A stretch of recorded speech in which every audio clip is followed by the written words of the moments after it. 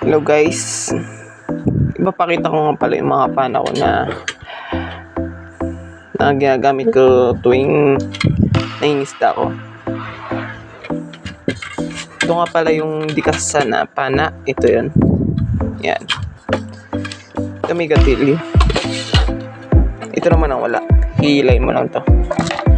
Ito yan din to. Ito naman ang sira na to eh. Ayan. Para ano to. Papalitan ng bagong kahoy. Gagawin ulit ng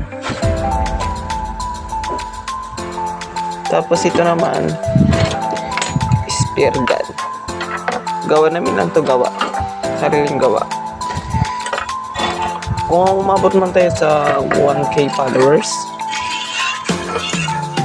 maimigay ako ng pana.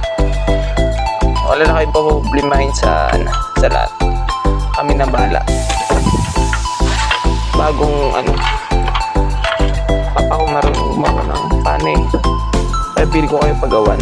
Basta nakapalo kayo. Yan. Madali lang din gumawa ng ganito eh.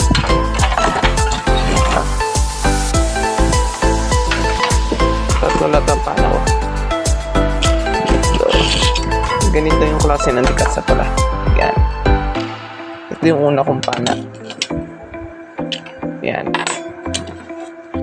Tapos ito naman yung bagong gawa. Yung isang araw lang pala. Yan. Ganito yung forma niya. Ayan. Yung itim na yan, takip yan eh. Takip. Nilagay ko yan para lock. Lock lang yan. Yan. Kita nyo ba? Yan. Ganito ang paggawa niya, no? Parang ganito rin yan ang forma niya sa loob. Ito ang forma niya sa loob. Yan. Yan. Ito naman guys, madali lang ito gumawa eh. Kaya lang mo na ng kawayan or mga bilog na tubo na hindi kinakalawang. Yan. Ito naman guys, yung sima ko ibang klase. Hindi siya yung naangat yung hindi tinatalian lang. Pero guys, hindi ito matatanggal matibay yan.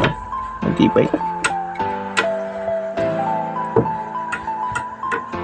yan. Yan, matibay yan. Ito naman stainless. Ito naman is stainless pala. Ito is stainless. Kinalawang natin, sobrang tagal na. Ito. Tapos ito naman yung ng sa kuryente. Ito yan. Yan. Mga pala guys, pangit pala yung ganitong guma. Maganda yung ganito yung bilog.